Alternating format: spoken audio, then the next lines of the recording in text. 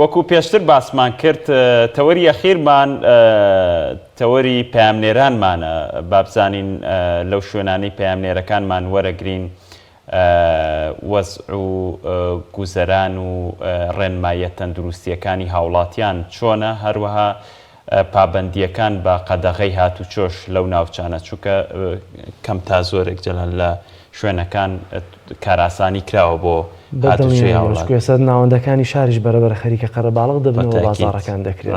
دەچینە لای پەیامنێرمان هوشیار محەممەد لە شارەزورەوە. هوشیار سڵاوی خوا لێبێت، ئەگەر پێمان بڵێ زانیاریەکان لە دەربەندیخان و لە قەزای شارەزور کە ئێستا دەسەڵاتی تۆ لەوێ هەیە و پەیامنێری ئەو سنوورانی زانیاریەکان چین؟ ئێوە لا بینەرانی کەناڵی ئاسمانی پەیام و خۆتان ئاماژەتان پێکرد بە شێوەیەکی گشتی ئێستا ڕێنماییەکان زیاتر لە بەرژەوەندی هاوڵاتیان و کار ئاسانی دەکرێت بۆ ئەوەی کە جم و جوڵەکان وە کاسبکاران و بەتایبەتی سنووری شارەزوری جووتیاران و ئەوانەی کە خەریکی سەرقاڵی باغداری و کاری کوشت و کاڵین زیاتر کار ئاسانیان بۆ کراوە کە هاتوچۆ بکەن و کارەکانیان بکەن.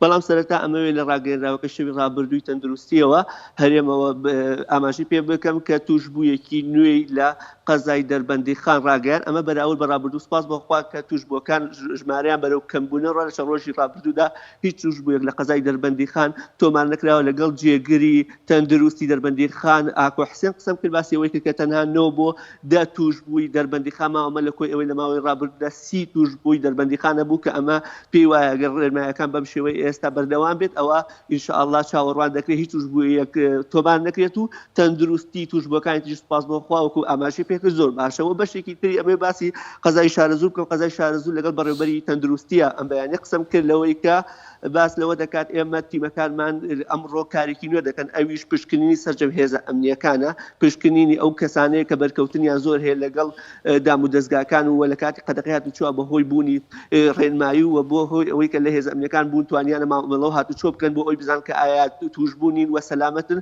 لەبەرەوە ئەمڕۆ پشکنین بۆ سەرجەمیانە کرێ ناوەندی قایمقامێتی قەزای شارەزور و بنکەی هێزە ئەمنیەکان و بنکەی ناوەندە بەڕێوەبەریاتەکان وێزگەی ئەو شوێنانن کە تیمە پشکنینەکان دەچنە ئەوێ و پشکنین بۆ هاوڵاتیان دەکەن. ئەمە دوای ئەوە دێ کە لە ماوەی ڕابردووشدا سوپاس بەخوا هیچ توشبوویەک لە قەزای شارەزور تۆمار نەکراوەتە. بەڕێوەبەری تەندروستی شارەزوریش دەڵێ سوپاس بەخوا کە لە ئێستاشدا هەموو ئۆپشنەکان بۆ ئەوە دەچن کە تەندروستی ناوچەکە و هاوڵاتیان دەبەرەکە جێگیرە. تەنها توشبوویەکە بوو لە ماوەی ڕابردوودا ئەویش لە قەزای دەربەندیخان تووشی ئەو ڤایرۆسە بوو.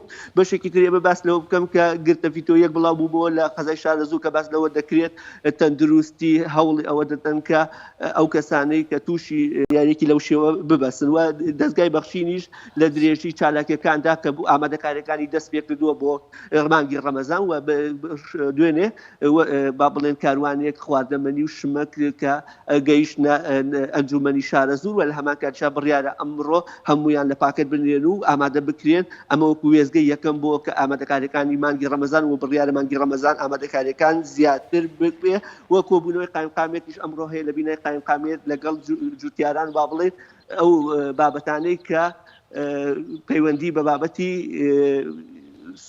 سۆشەڵیەوە هەیە با بڵێن کە ئێستا بەشێکی زۆری هاوڵاتیان بەڕێوەبەری تۆڕە کۆمەڵایەتیەکان هەوڵەدرێت کە ئەو دەنگۆیانە هەن چارەسەریان بۆ بکرێەوە.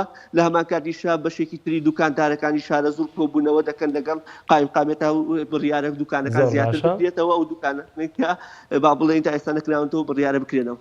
زۆر سپاس بۆ پەیامنێرمان هوشیار محەممەد لە شارەزورەوە، سپاس بۆ زانیاریەکان.